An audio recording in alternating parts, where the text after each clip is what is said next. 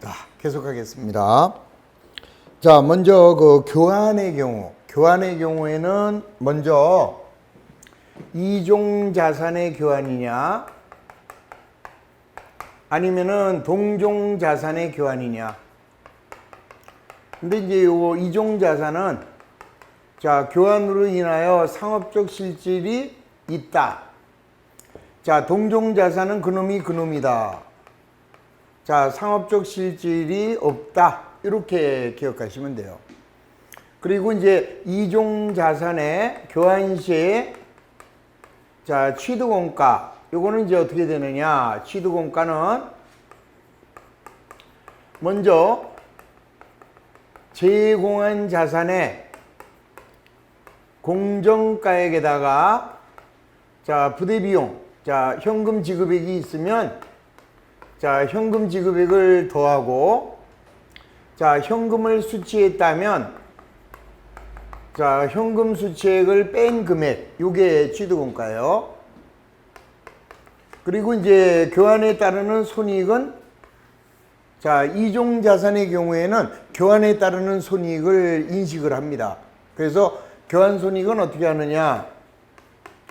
제공한 자산의 장부 금액하고 그 다음에 제공한 자산의 공정가액을 비교해서 공정가액이 크면은 장부가액보다 크면은 처분이 이익이 되는 거고 적으면은 처분 손실로 처리하라. 그 소리예요. 그러니까 어렵게 생각할 필요가 없어요. 가령 예를 들어서 여기 A라는 자산 내가 갖고 있는 게 여기 10만 원짜리예요. 근데 B가 갖고 있는 자산이 7만 원짜리입니다. 그러면은 자, 이 교환에서는 가장 중요한 게 두 명의 당사자는 합리적인 판단력이 있고 둘 다 교환의 의지가 있는 경우에만 성립이 돼요. 그러면 여러분들 A하고 B가 이거 바꾸자 그러면은 A가 그러자 그러면 A는 합리적인 판단력이 없는 사람이잖아요. 아, 미쳤어요? 지껏 10만 원을 주고 왜 7만 원짜리하고 바꿉니까? 아, B야 좋다 그러겠지만 그러면 A는 싫어? 너 그러면은 3만 원 더 갖고 와 그럴 거 아니에요. 3만 원 더 갖고 와. 그러면 이제 B는 자기 거 7만 원에다가 3만 원을 돈으로 주고 얘를 취득하게 되잖아요. 그럼 이제 얘는 교환 가격이 얼마가 되겠어요? 얘의 취득 가격은 요 7만 원이 될 거 아니에요? 그러면 어떻게 돼요? 제공한 자산의 공정가액에다가 현금 수취를 했으니까 3만 원을 빼죠. 그러면은 7만 원 이렇게 될 거 아니에요. 그 다음 얘는 어떻게 되겠어요? 자, 7만 원짜리를 주고 자, 그 다음에 현금이 얼마 나갔어요? 3만 원 나갔잖아요. 그러니까 10만 원 이렇게 되겠죠? 그 개념을 좀 이렇게 이해하시면 되는 거고 그 다음에 자, 교환에 따르는 손익은 자기가 준 자산의 장부가액이 8만 원인데 얘를 9만 원의 공정가액이래요. 그러면 만 원 이익이구나 이렇게 되는 거죠. 자, 또 장부가액은 8만 원인데 7만 원이래 공정가액이. 그럼 만 원 손실이구나 이렇게 이해하시면 되는 거예요. 자, 그래서 이종 자산의 교환은 자, 요거 두 개만 좀 기억하시면 되고 자, 동종 자산의 경우에는 자, 취득원가하고 자, 교환 손익을 어떻게 인식하느냐? 얘는 없어요. 동종 자산의 교환은 교환 손익을 인식하지 않아요. 그럼 이제 취득원가는 어떻게 하느냐? 이때는 제공한 자산의 장부가액에다가 자, 현금 지급액을 더하거나 그 다음에는 현금 수취액을 차감하면 요게 동종 자산의 취득원가다. 그것만 이해하시면은 끝. 자, 그래서 교환은 그 개념만 좀 이해해 주시면 되고요. 자, 그 다음에 13페이지에 경영진이 의도하는 방식으로 자산을 가동하는 데 필요한 장소와 상태에 이르게 하는 데 직접 관련된 원가를 아까 취득원가에 포함한다 라고 했잖아요. 자, 그래서 그런 것들이 뭐가 있느냐. 자, 다음 페이지에 자, 14페이지에 가시면은 자, 이런 경우에는 자산의 취득원가에 플러스 하라는 거죠. 먼저 유형자산을 매입하거나 유형자산을 건설하는데 직접적으로 관련되어 발생한 종업원 급여가 있다면 취득원가에 더하라. 그 다음에 설치 장소를 준비하는 데 들어간 원가 더하고 최초의 운송 및 취급 관련 원가, 설치 원가, 조립 원가, 그 다음에 유형자산이 정상적으로 작성되는지 시험해보는 시운전비죠. 시운전비도 취득원가에 포함해라. 단 시운전 과정에서 발생하는 시제품의 판매 가격은 빼라. 그 다음에 전문가에게 지급하는 수수료도 취득원가에 포함하고, 그 다음에 자산을 해체하거나 제거하거나 부지를 복구하는 데 소요되는 추정비용도 취득원가에 포함. 자, 거기까지는 다 취득원가에 포함되는 거예요.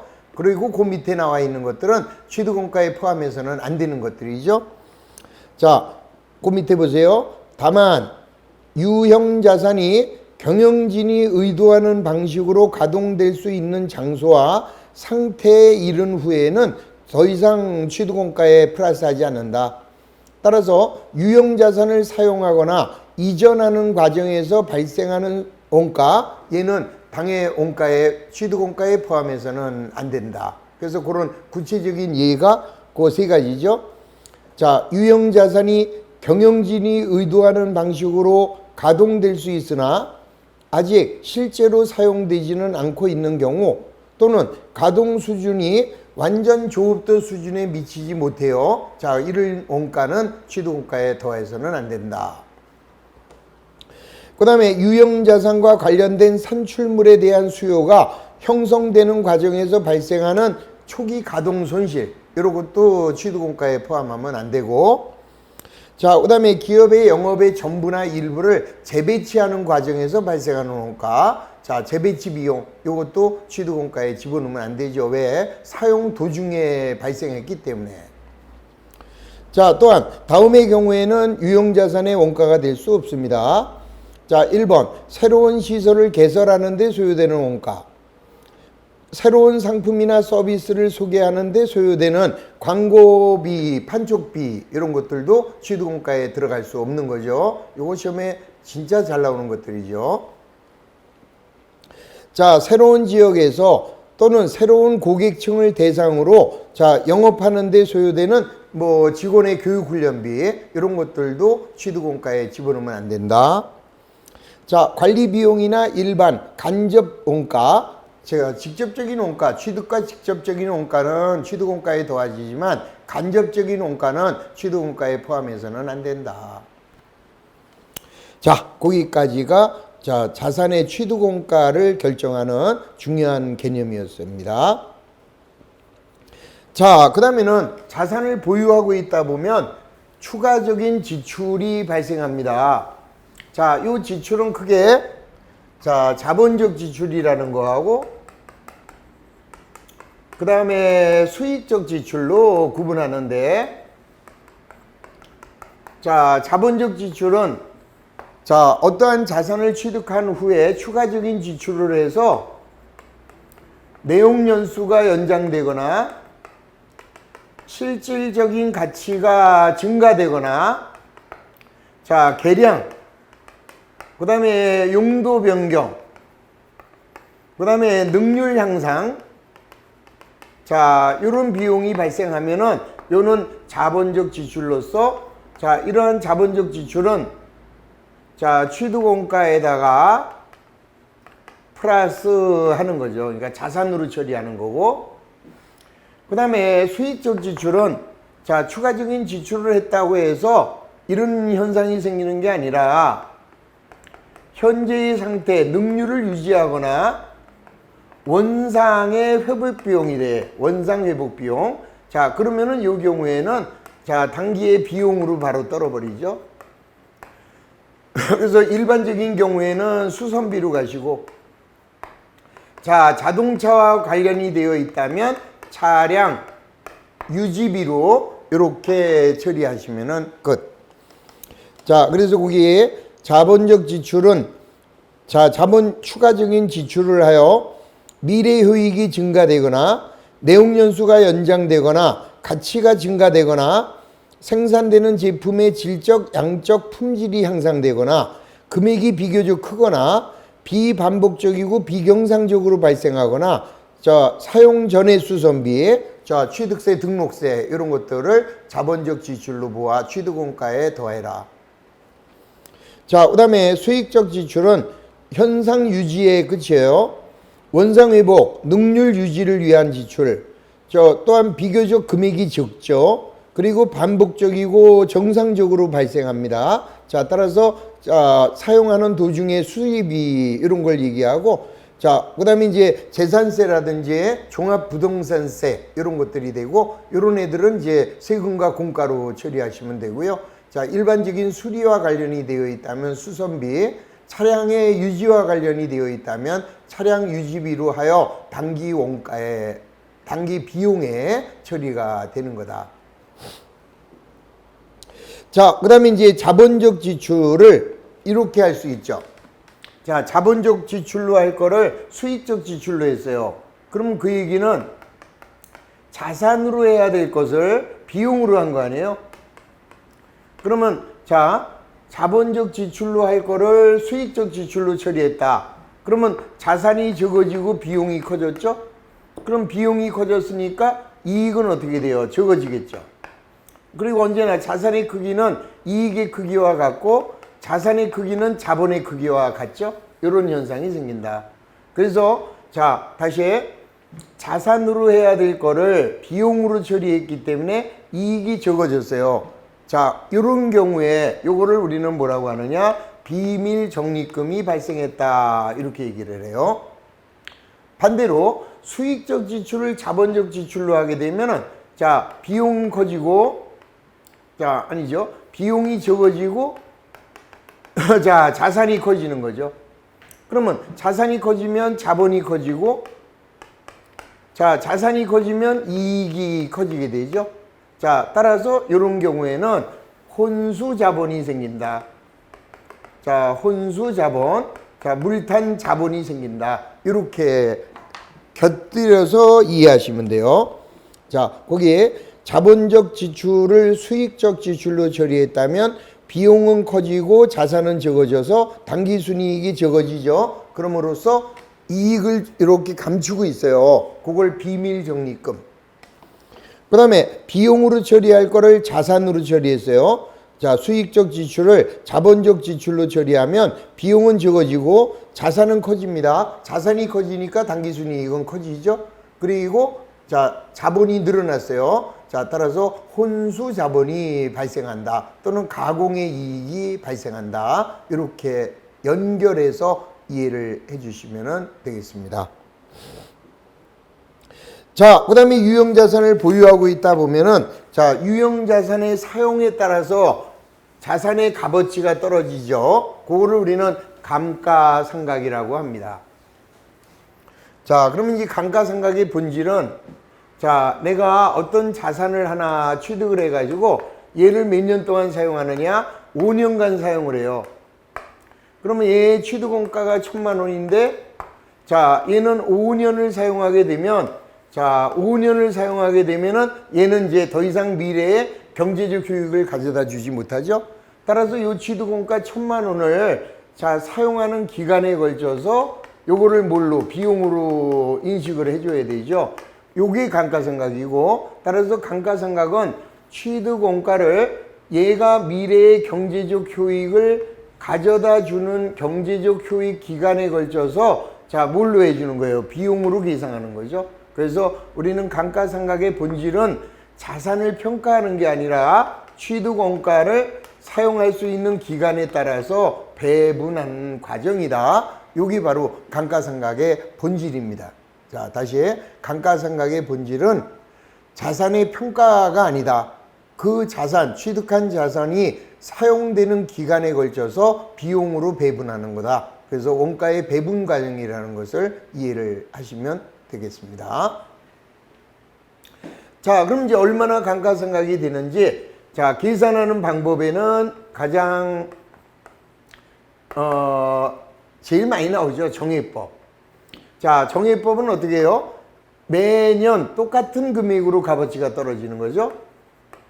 그래서 얘는 내용연수분의 자, 취득원가 마이너스 잔존가액 이렇게 해주는 거죠. 그럼 만약에 얘가 내용연수는 5년이었고 자, 취득원가는 1,000만 원이었고 자, 잔존가액이 100만 원이었다. 그러면 이제 어떻게 되겠어요? 내용연수분의 자, 취득원가 1,000만 원 마이너스 잔존가액 100만 원. 그러면 1년에 180만 원씩 자, 매년 5년 동안 감가상각을 해요. 그러면 900만 원이 값어치가 떨어지죠. 그럼 나중에 100만 원은 잔존가치가 있으니까 정확하게 원가 배분이 이루어지는 거죠. 요게 바로 정해법.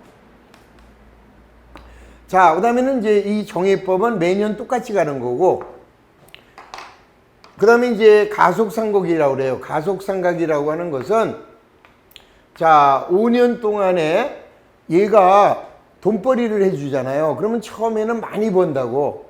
그리고 이제 가면서 이익이 이렇게 줄어들 거 아니에요. 이렇게 이익이. 자, 예를 들어서 새 차일 때는 고장도 안 나고 수리비도 안 들어요. 경제적 교육이 많다고 이게. 그러니까 자, 많이 벌 때 비용도 많이 떨자. 많이 벌 때 비용도 많이 떠는 게 당연한 거 아니냐. 이렇게 가는 방법을 우리는 가속상각이라고 하는 거죠. 이런 방법을 가속상각법. 자, 그래서 이 가속상각의 자, 대표적인 게 이제 연수학계법. 자, 그 다음에는 정률법. 그리고 마지막으로는 이중체감법. 이렇게 있는 거죠. 그래서 이제 연수학계법은 자, 취득원가에서 잔존가액을 뺀 금액에다가 자, 내용연수 합계분의 자, 거꾸로 연수로 가는 거죠. 거꾸로 연수. 그러면 자, 취득가액은 1,000만 원이고 잔존가액이 100만 원이면 900만 원을 가지고 자, 이때 내용연수의 합계는 1년, 2년, 3년, 4년, 5년 그러면 15년이죠. 그리고 1차 연도에는 5년, 2차 연도에는 4년, 15분의 3, 15분의 2, 15분의 1 이렇게 가는 거죠. 그러면 이제 900만 원을 계산하니까 1차 연도는 300만 원이 되고 그 다음 연도에는 240이 되고 그 다음 연도에는 180만 원 이렇게 해서 초기에는 많이 갈면서 점점 적어지는 방법, 요거를 이제 우리는 가속상각이라고 했고 그런 방법의 대표적인 방법이 연수학계법이 되는 거죠. 그 다음에 정률법의 공식은 미상각액 곱하기 정률. 그러면 미상각액 곱하기 정률, 미상각액이라는 것은 아직 취득 안 된, 상각되지 않은 금액이죠. 그러면 1차 연도에는 1,000만 원이 되겠죠? 여기다가 이제 정해진 비율을 곱합니다. 그러면 이때, 자, 요 정해진 비율, 요걸 어떻게 구하느냐? 자, 정률법의 정률은 1 마이너스, 자, 내용연수 루트죠? 자, 취득원가분의 잔존가액, 이렇게 가는 거죠. 그럼 요거는, 어떻게 되겠어요? 1 마이너스, 자, 이렇게 되겠죠. 5년. 내용연수는 5년. 취득원가는 1,000만 원. 잔존가액은 100만 원. 자, 이걸 우리가 계산할 수 없잖아요. 그래서 출제자가 자, 정률법으로 나올 때는 정률이 얼마 이렇게 주어지죠. 그래서 가령 예를 들어서 정률이 요걸 계산한 게 36% 이렇게 주어지면은 자, 1차 연도에는 1,000만 원에다가 36%를 곱해서 360만 원을 감가상각하는 거죠. 자, 그 다음에 이제 다음 연도는 1,000만 원에서 360이 상각이 됐으니까 640. 자, 그놈에다가 36%. 그러면 368, 342, 230만 4천 원. 이런 식으로 감가상각하는 방법을 우리는 정률법이다. 이렇게 얘기하죠. 자, 그 다음에 이중체감법도, 자, 이것도 공식은 똑같아요. 뭐야? 미삼각의 곱하기 정률. 이게 똑같아요. 근데 이제 다만, 여기 이중체감법의 정률은 이 공식이 아니라, 요거는 이제 정액법의 배법이 돼요. 정액법의 2배 방법, 배법. 그러면 이제, 자, 1차 연도는 1000만 원에서, 자, 정액법이면 내용연수가 5년이잖아요. 내용연수가 5년이면은 20%, 그거의 2배로 하라. 그러면 정률이 0.4가 되는 거죠. 40%. 그러면 1차 연도는 400이 되고, 자, 1000만 원에서 400을 빼면은 600만 원이 되죠. 그러면 다시 40% 하면은 다음 연도에는 240. 이런 식으로 감가상각하는 게 요게 바로 이중체감법이죠. 그럼 이제 요 네 가지 방법 중에서 어느 게 감가상각비가 초기에 크냐 그러면은 자, 이중체감법이 400이죠. 그 다음에 정률법이 360이고 연수합계법이 300이고 정액법이 180이에요. 그래서 자, 감가상각 초기에 감가상각비의 크기로 오른 거 그러면은 자, 이율 연정 이렇게 되는 거죠. 자, 이율 연정 이렇게 해서 기억을 해 두시면은 아, 초기에 감가상각비의 크기는 자, 정액법이 제일 적은 거예요. 그 다음에 연수합계법이 적고 그 다음에 정률법, 그 다음에 이중체감법이 가장 크다. 이렇게 해서 이율연정 이렇게 암기를 해 두시면 됩니다. 자, 그 내용이 거기 6번 감가상각비의 계산 방법에 나와 있는 것들이죠. 자, 그 다음에는 자, 감가상각에는 이런 방법 이외에 생산량 비례법도 있고 작업시간 비례법도 있죠. 자, 예를 들어서 자, 생산량 비례법이다 그러면은 주로 이제 광산 같은 데서 지하에 매장되어 있는 자, 석탄을 채굴한대요. 그러면 이제 이때는 어떻게 하느냐? 자, 우선 이제 광산을 얼마에 샀느냐? 1000만 원에 샀어요. 그런데 이 안에 석탄이 100만 톤이 매장돼 있대요. 그럼 100만 톤을 다 채굴하게 되면은 이 광산의 값어치는 0이잖아요. 그러면 얼마나 생산했느냐에 따라서 감가상각을 하겠다.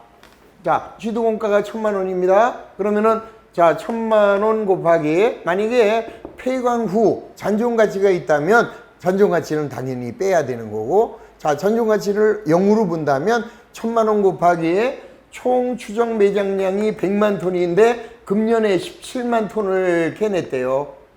그러면은 금년에 170만 원을 감가상각하면 되겠죠.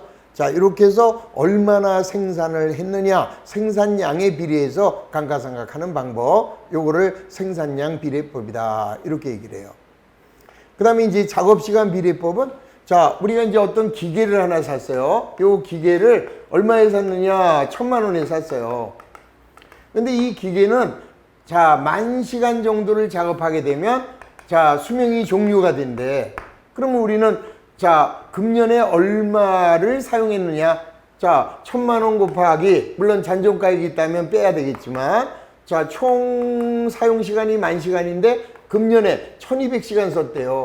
그러면은 120만 원이 감가상각비가 되겠죠. 이렇게 계산하는 방법을 시간법, 작업시간 비례법.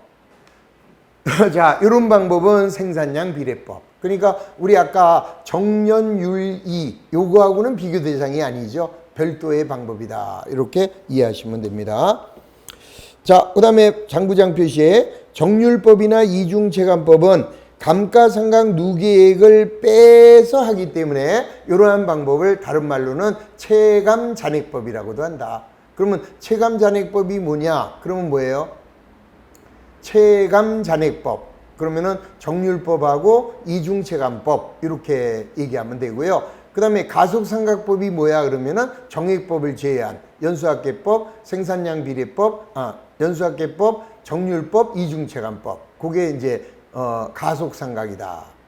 똑같이 가는 게 정액법이고 초기에는 많이 하고 갈수록 적게 하는 방법을 가속상각이라고 한다. 그다음 체감잔액법 이럴 때는 자 뭐예요? 정률법하고 이중체감법이 해당이 된다. 그렇게 기억하시면 됩니다. 자, 종합삼각은 이제 한꺼번에 토탈로 하는 방법. 자, 이것도 역시 뭘로 하시면 될까요? 이것도 문제에서 다뤄주는 게 좋겠습니다. 자, 정부보조금은 뭐 별로 의미가 없고요.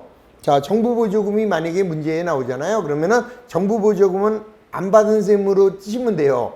내가 100만 원에 샀는데 정부에서 30만 원을 보조받아서 샀대. 그러면 그건 빼고 70만 원만 가지고 계산하시면은 간단하게 계산이 됩니다. 자, 그것도 계산 문제에서 도와드립니다. 자, 그 다음에 우리 아까 초기의 감가상각의 크기. 자, 감가상각비는 이율연정이었죠? 그러면 반대로 당기순이익은 반대가 되겠죠. 정연율이 이렇게 되겠고, 그 다음에 장부가액도 어떻게 돼요? 똑같죠. 정연율이 이런 순서로 배열이 된다. 자, 넘어갑니다. 자, 16페이지로 가시면은 유형자산의 손상. 자, 유형자산의 손상은 요런 이야기입니다. 자, 내가 유형자산을 이제 취득을 했어요. 그러면은 자, 얼마에 취득했느냐? 100만 원에 취득을 했고, 자, 내용연수는 10년이래요. 자, 잔존가액은 없고, 자, 잔존가액은 0이다. 그럼 이제 우리는 1년에 10만 원씩이 값어치가 떨어지죠? 자, 그래서 10만 원, 10만 원. 그런데 이 상태에서 자, 요게 X1년, X2년. 그러면 이 상태에서 지금 장부가액은 얼마예요? 80만 원인데 이때 회수 가능가액이 자, 회수 가능 금액이 얼마로 줄었느냐? 48만 원이래네. 그러면 우리는 여기서 뭘 검토해야 되느냐? 손상을 검토해야 된다. 자, 보세요. 100만 원에 취득을 했는데 1년에 10만 원씩 값어치가 떨어지죠. 그러면 10만 원, 10만 원. 그럼 장부가액이 80만 원짜리가 지금 48만 원으로 자, 이 회수 가능가액이래요. 그러면 여기서 말하는 이 회수 가능가액 얘가 뭐냐 이 소리예요.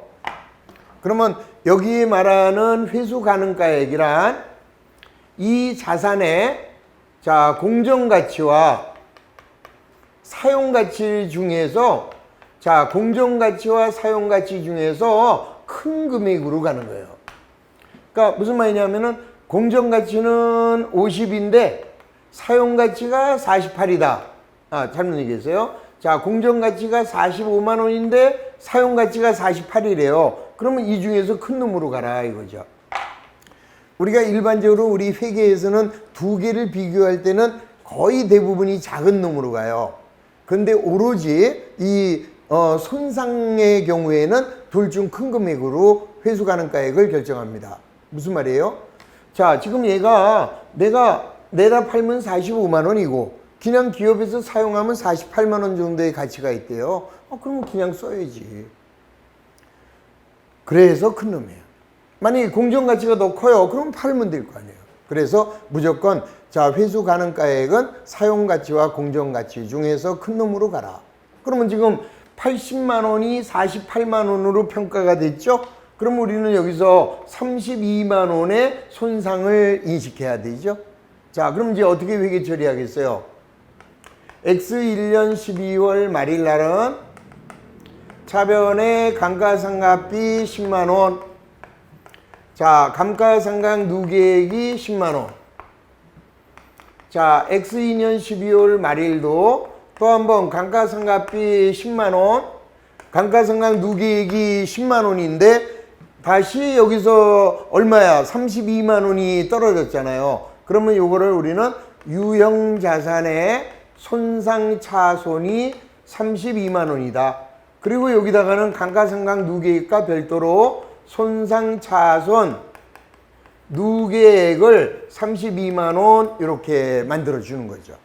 그러면 이게 이제 장부에는 어떻게 되어 있느냐? 자, 이렇게 놓고 장부 금액을 그리게 되면, 자, 얘가 기계라고 할게요.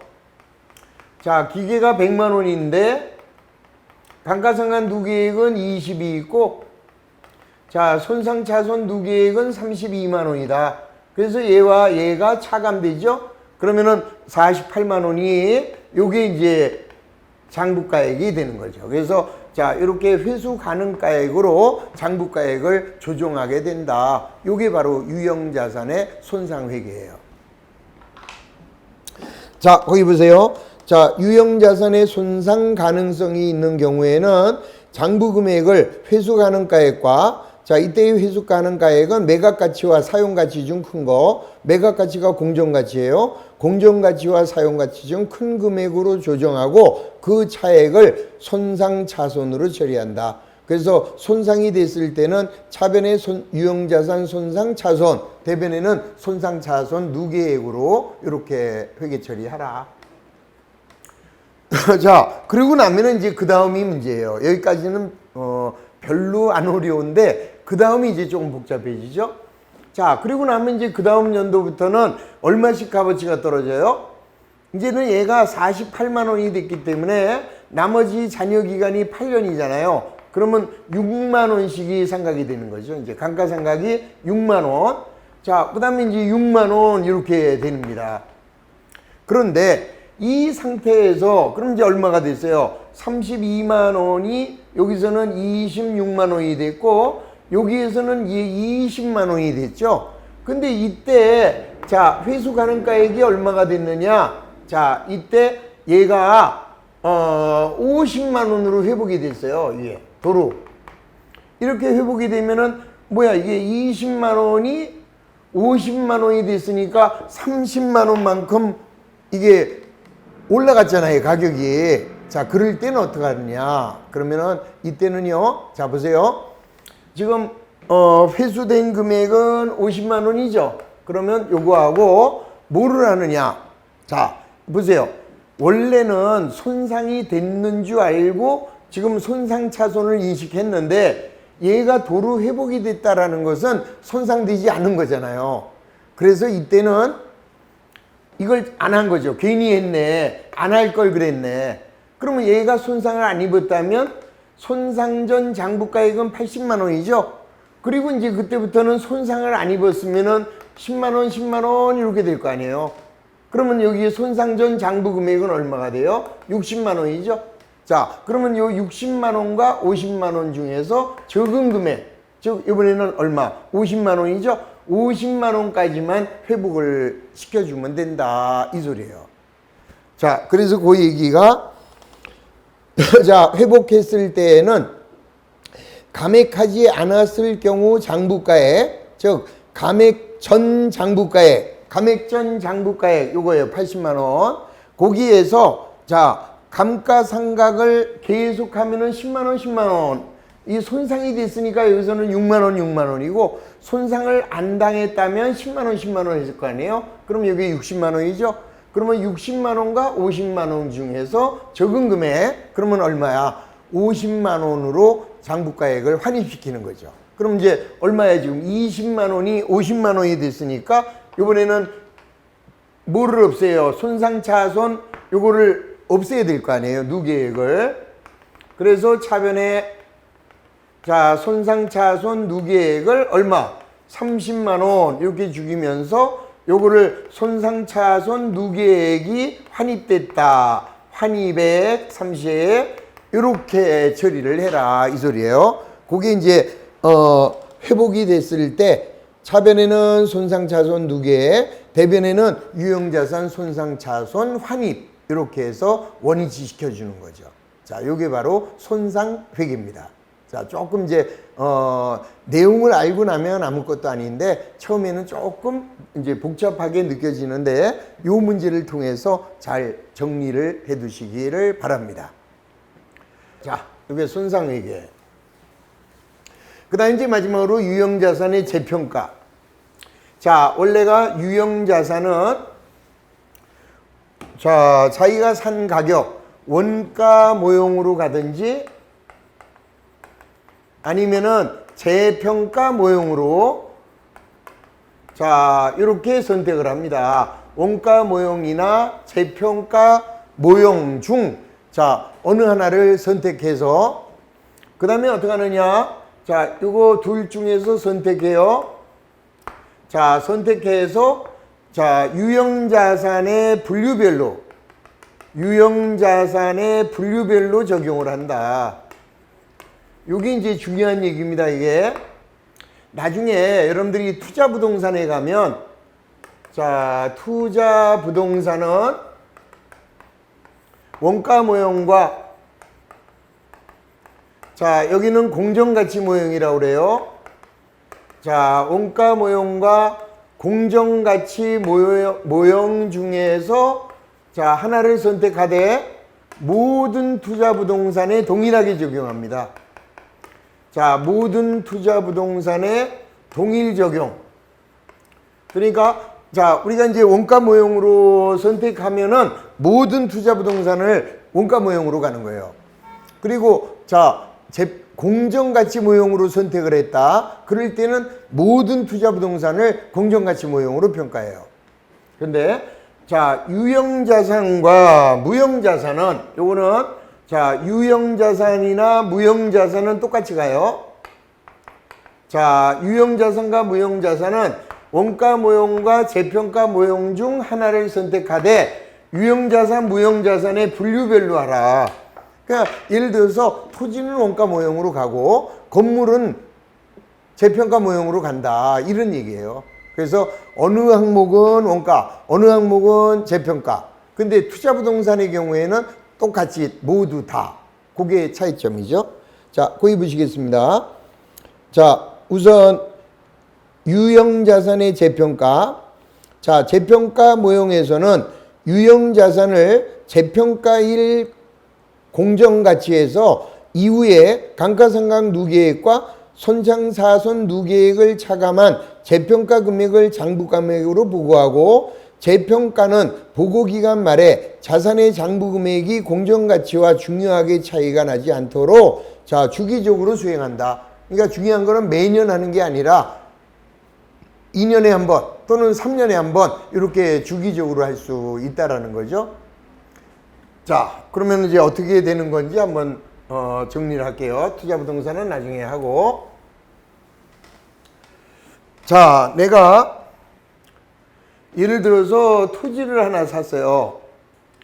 자, 토지를 5천만 원에 자, X1년 1월에 샀습니다. 현금으로. 근데 얘가 12월 말일 날 얼마가 됐느냐? 얘가 6억이 됐대요. 아, 6천만 원이. 그러면 이제 차변에 토지가 1,000만 원이 늘어나잖아요. 이렇게 1,000만 원이 늘어나면 자, 요 차이 나는 만큼을 우리는 뭐라고 하느냐? 재평가 잉여금이라고 해서 자, 요 재평가 잉여금은 자, 기타 포괄 손익으로 가는 거죠. 자, 기타 포괄 손익으로 포함을 시키는 거예요. 그랬다가 X2년 말에 얘가 얼마가 됐느냐? 4천만 원이 돼버렸네?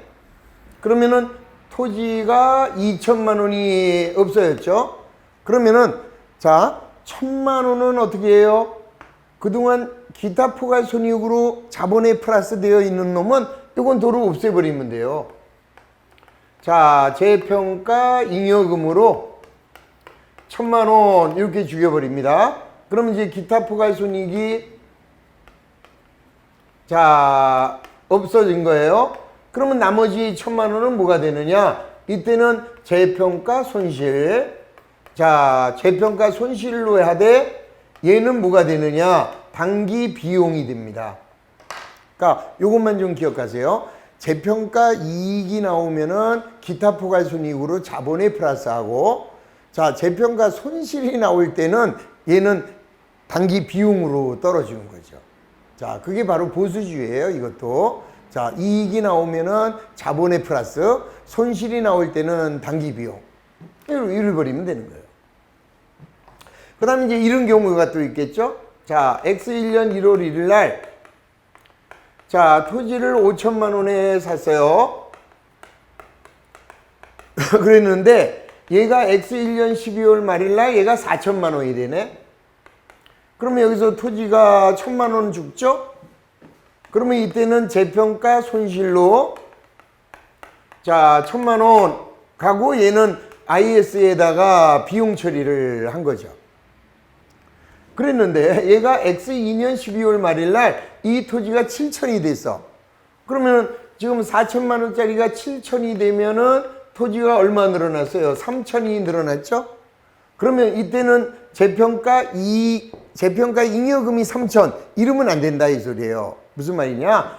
작년에 비용이 아닌 놈이 1,000만 원 잡혀 있네.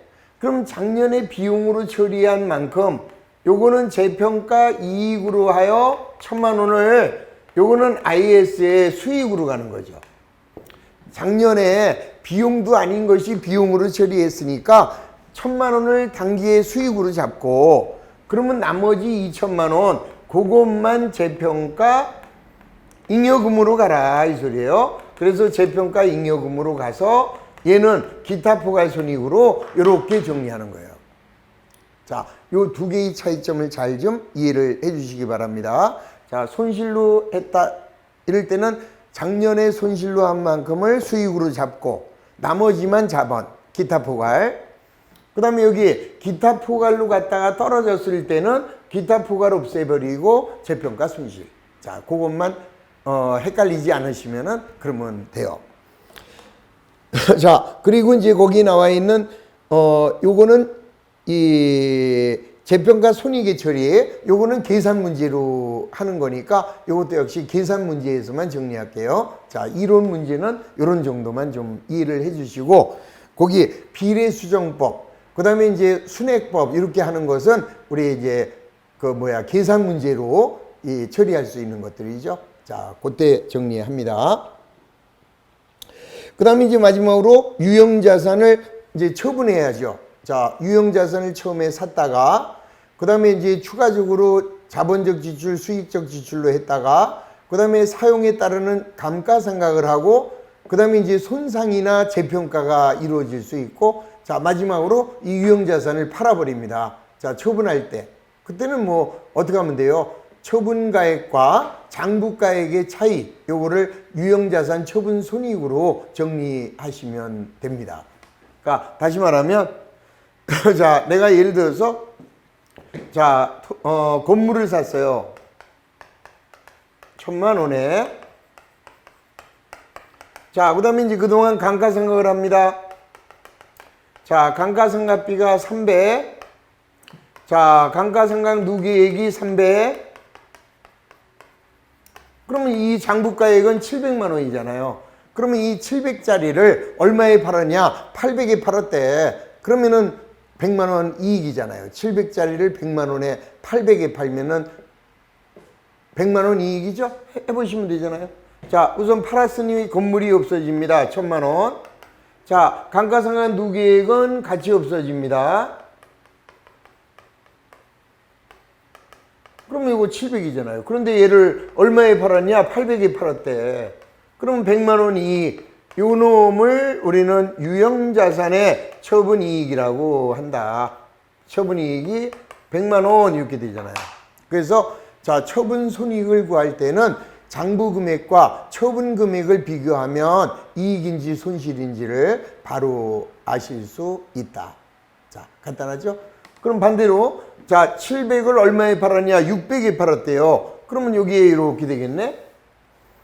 자, 요거 700을 600에 팔았으니까 100만 원 손해. 그럼 여기에 유형자산의 처분 손실이 100만 원 이렇게 나올 거 아니냐. 그래서 유형자산의 처분은 스트레스 받을 게 없어요. 무조건 장부금액과 처분금액만 비교. 이러면 끝. 자, 이렇게 해서 유형자산을 모두 끝냈습니다. 자, 잠시 쉬었다가 자, 마지막 무형자산으로 또 들어가도록 하겠습니다. 자, 10분간 쉬고 계속합니다.